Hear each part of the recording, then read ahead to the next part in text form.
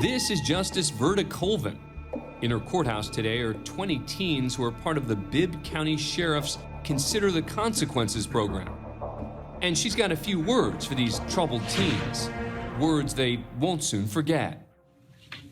You can have the ultimate experience. You can be in this body bag. And the only way somebody will know you're in here is by this tag that'll have your name on it. What do you want to do? Judge Colvin speaks directly to the teens sitting in her court to remind them that certain choices they make can bring on the consequences that may lead to trouble, jail, or even death. Because listen to me, the way you're going, you will go to jail, or you will end up in this body bag. One or two things. What do you want to do? Young ladies, whether anyone has ever told you before, you're special, you're uniquely made. Stop acting like you're trash and putting pictures of yourself on the internet. Stop being disrespectful to your parents. Care about your future. Be somebody. Anybody can be nothing. It doesn't take anything to be nothing. Be something. Do you understand what I'm saying? It certainly appears the judge's words are being heard loud and clear. Care about yourselves. The fact that you're shedding tears means you want to be better and you want to do better. Do it. The only person stopping you is you. Do better than what you've been doing. Do you understand me? Do you understand me? I don't expect to ever see the three of you all back in my courtroom like this.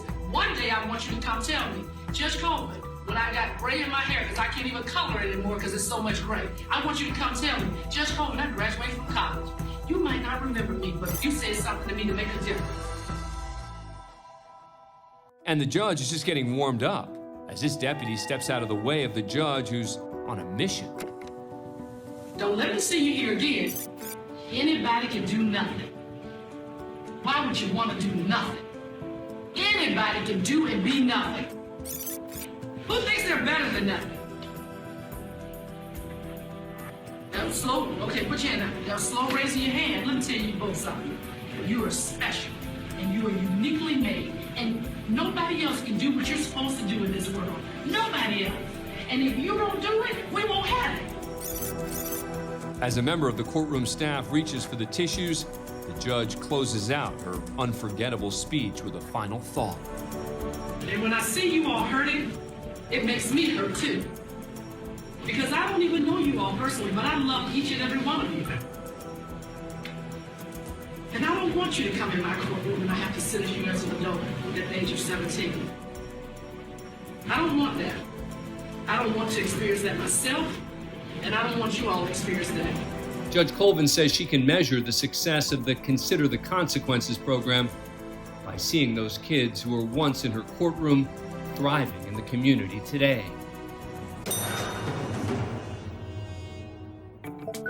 Next, we're in Houston, Texas for an arraignment. 39-year-old Cody Wright has been charged with possession of marijuana. 3 days earlier, Wright, who was already out on bond for an unrelated drug charge, was pulled over on a traffic stop. When police conducted a search, they discovered that Wright was carrying a small amount of marijuana, a violation of his bond, and he was arrested. Today, Wright appears before Judge David Fleischer to see if he'll be released on a new bond.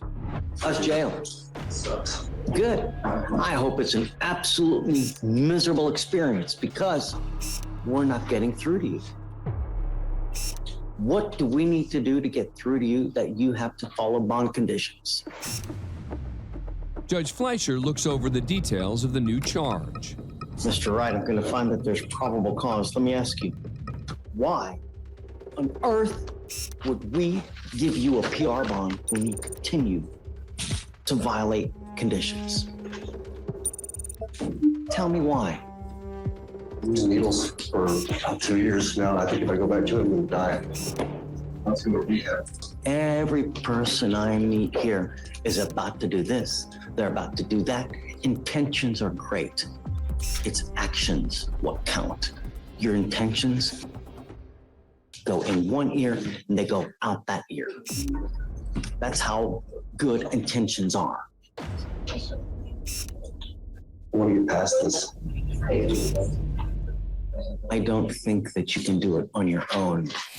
You've already shown us that you cannot. Tell me again, why would we let you out? Second issue. The judge calls on public defender Lori Gooch, who's off camera. What do you think? Give him a chance. He makes it, he won't get another chance.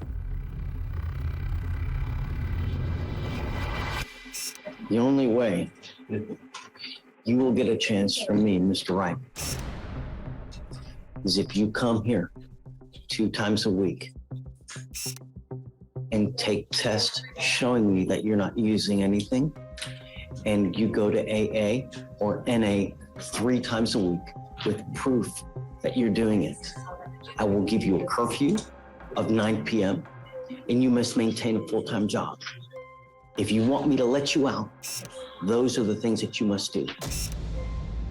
And if you know that you can't do it, don't, because if you muck this thing up again, I will hold you in contempt, slap you with 180 days in jail, I will probate it for 2 years, and then put you into a treatment facility in the jail where it's a minimum of 9 months, depending on how well you respond to treatment. So if you violate this thing, you will go into a treatment facility for a minimum of 9 months. You understand me? Okay, Lori, I'm gonna grant it to you. However, he knows what's expected. Mr. Wright, let's see. You will never get another chance. This is the only chance because I've not given you one. That's the only reason. I believe everyone should get at least one chance. You understand? Wright was released on a $1,000 personal bond, and his previous bond remained in place.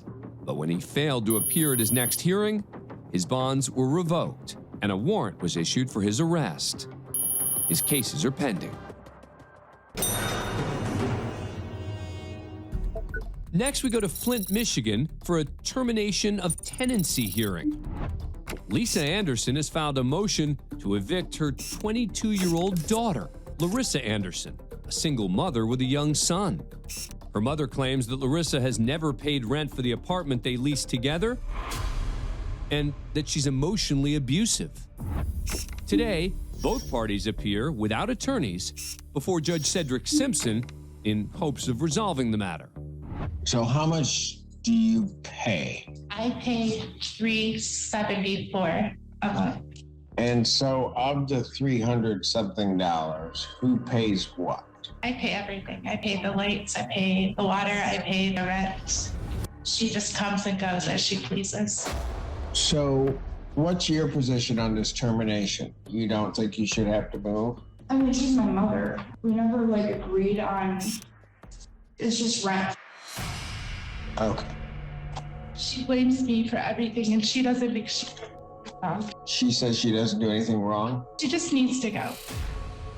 Ma'am, I don't mean this flippantly, but it's just true. A 22-year-old daughter telling you that she doesn't do anything wrong is absolutely normal, even if they're doing the wrong thing. I understand. I was 22 once. I know. So let me ask you this. If I were to make a determination that it's a joint tenancy, which it is, and so that you can't evict her, what are you going to do? I already told you. Well, ma'am, did I ask you? All right. So that was a 22-year-old thing that just happened there. Do not talk. Do not talk. Do not talk. What would you do? I don't know what I would do.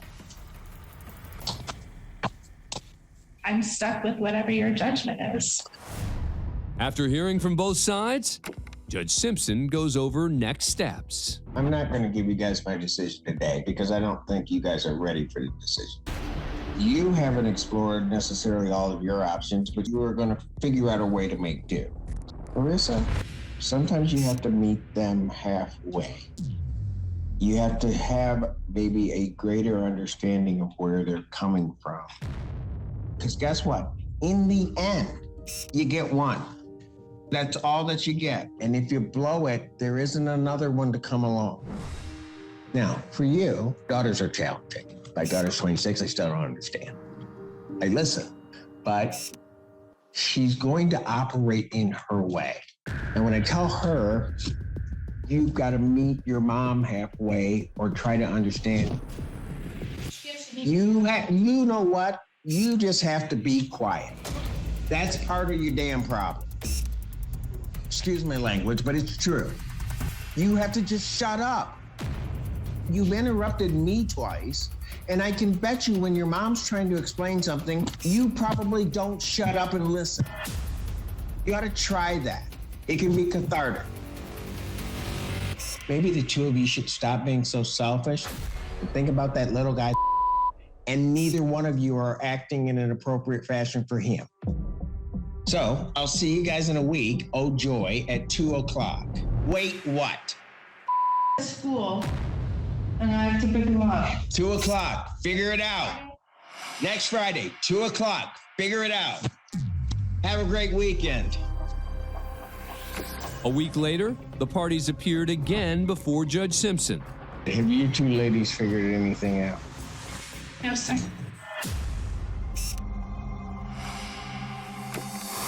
Lisa and Larissa told the judge they could not come to an agreement and have decided to part ways in 3 months after their lease expires. The case was dismissed. Why did you have all those drugs? And do you have a death wish? We're in Mount Clemens, Michigan for a sentencing hearing.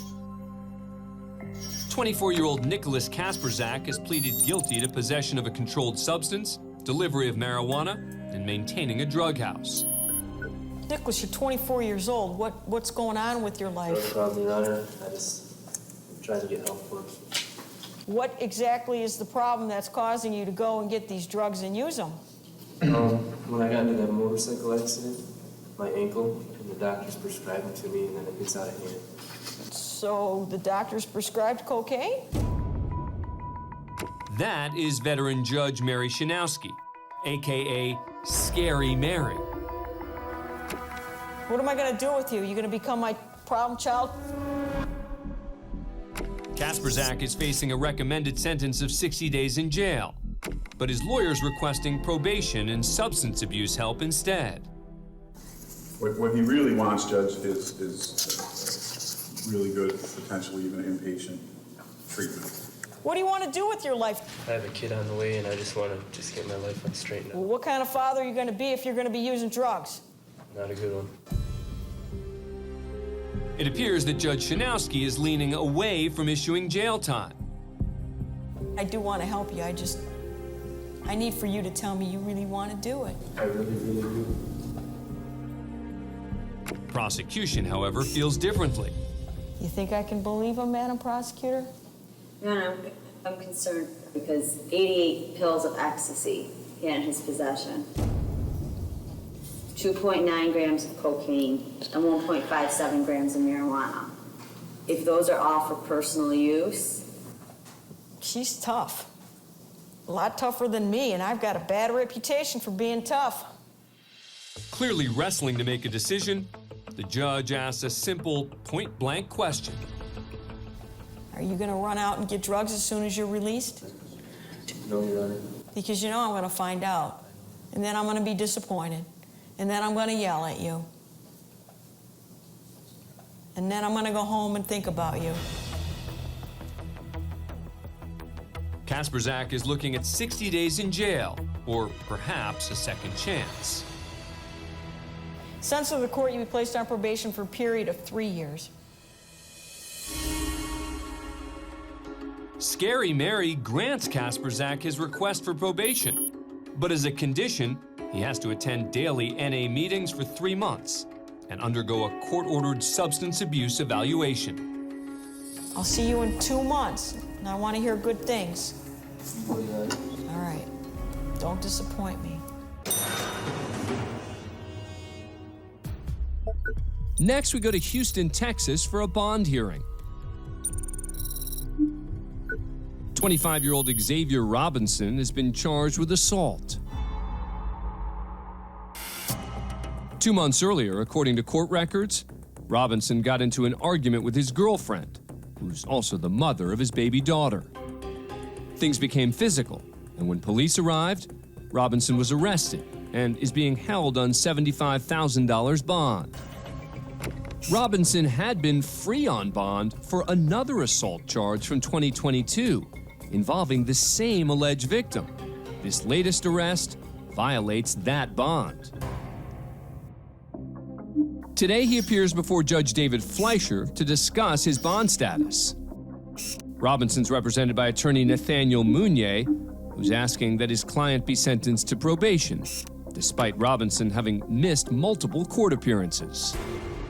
Let's go through your stuff, Mr. Robinson. Sir, no, sir. Yes, sir. This case has been open since 2022. You failed to appear October 4th, 22, April of 23, October of 23. Again in October, you failed to appear. We had to revoke and raise your bond. So a total of 1, 2, 3, 4, 5 times you absconded. And now the only reason we have you is because you picked up a felony violation of a bond condition, and you want me to accept a probation on you? In what alternate reality do you live in, Mr. Robinson, that you actually think that you're going to be able to successfully complete this? Tell me, why on earth would we take this probation? Well, I have a daughter now. I didn't have a daughter. And How on earth can you take care of a daughter when you can't even take care of yourself? You're in jail, man. Who's taking care of that daughter? Really? Really? I'm not convinced, Mr. Robinson, because Yes, sir. I don't think that you're going to make it. Yes, sir. Why are we going to waste our time when, if history is any indication, you're going to get out there and you're going to do absolutely nothing?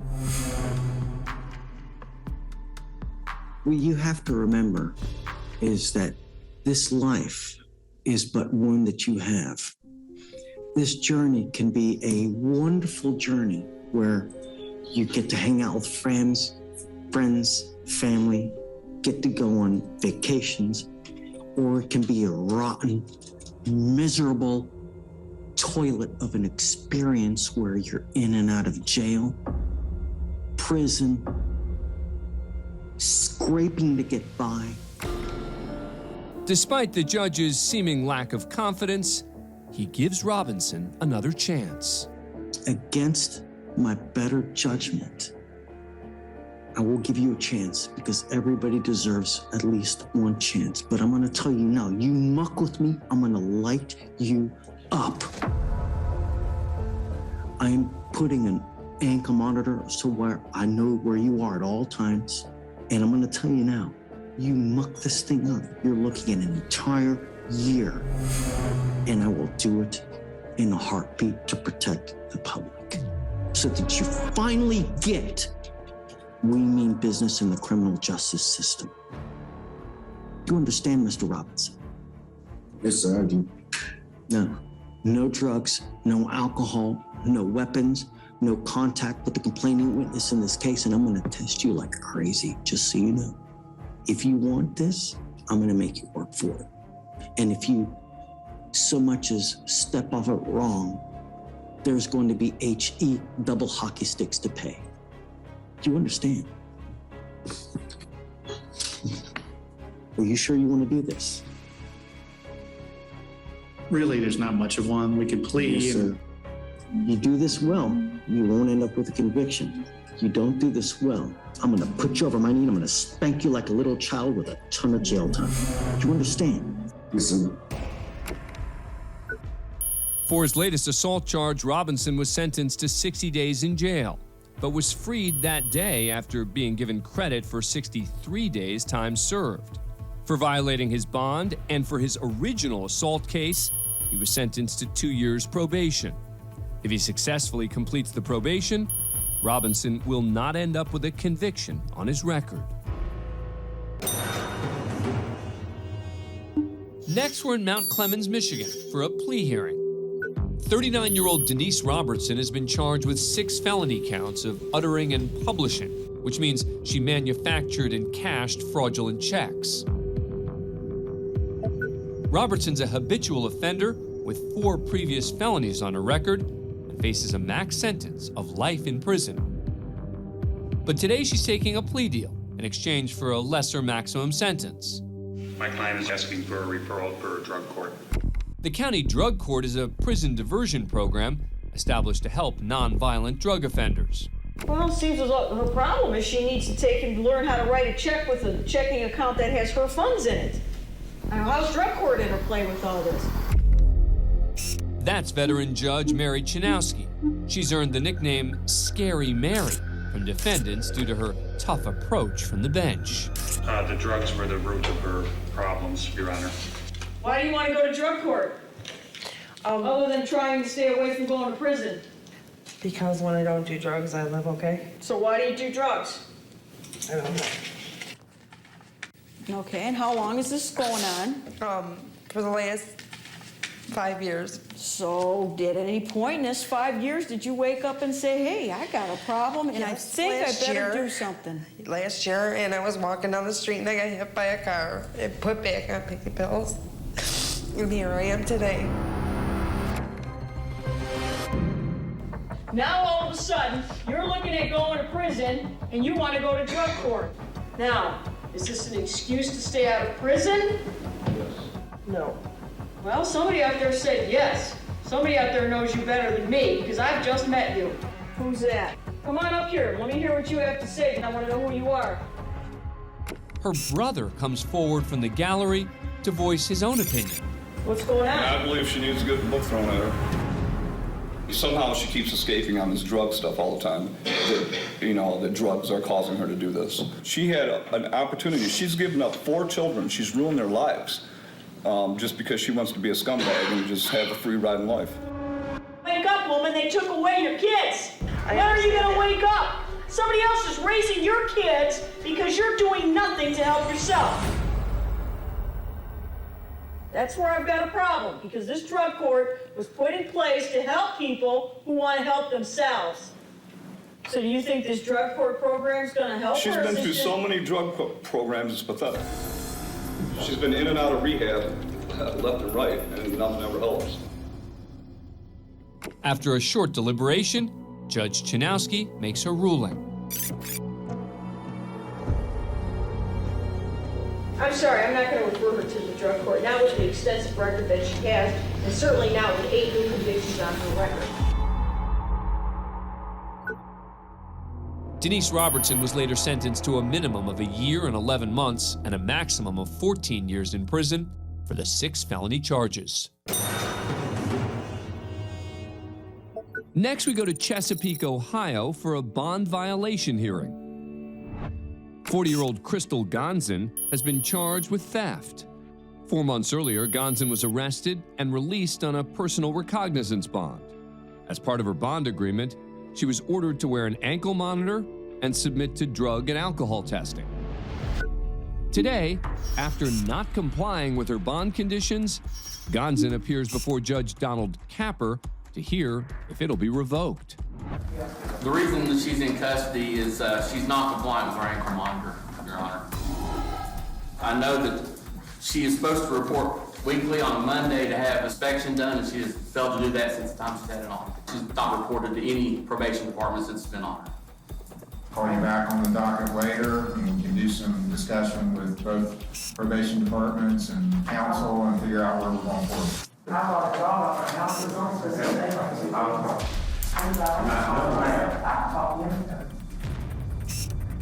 the back, ma'am. Ma'am, in the back. Gonzin doesn't seem happy with how things are going so far. In the back, ma'am. Ma'am, in the back. Okay, I hold you in contempt. Come back. Now you're back. Ma'am, you're back over here. Bring her back. Hey, Doc. I hold you in contempt for your language. In the back. Minutes later, Gonzin returns with a seemingly better attitude. That's her attorney, Warren Morford. Judge, I think that she would like to address the court about her behavior. I'm more concerned about her drug screen and her sobriety. In October, you screened for amphetamine, buprenorphine, cocaine, and methamphetamine.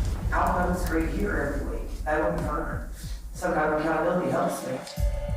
I have a report to whom it may concern. Crystal Johnson does counseling here weekly and does a weekly drug screen. You said as long as that worked out okay, then it would, I could stay there. Well, it's not working out okay. It's not working out okay. I had thought about making you spend the weekend in jail over this, but I'm going to give you the chance to go to treatment. You've got little kids. Yes, sir. You're having a huge, just listen to me, you don't need to say anything. You're the most important person in their life. And if you're using substances, that has an impact on them. You've got to get clean. Quiet. You've got to get clean. I'm giving you an opportunity to do that, not only for your sake, but mostly for theirs. I'm assuming you love your kids. Very much. I want you to come back with a good report, take this opportunity to get clean, and I want to support you. I want to see you do well. You're not doing well. You're not doing well. Quit saying that. You had dirty screens last month. You got a dirty screen today. That's not doing well. Part of this is admitting you got a problem. Okay, so let's address the problem. You need inpatient treatment. That's what you're going to get. The judge dropped the contempt charge and ordered Gonzin into a drug treatment center. After a month, she completed the program and was released. But a month after that, Gonzin failed to appear at a pretrial hearing, and a warrant was issued for her arrest. Her case is pending.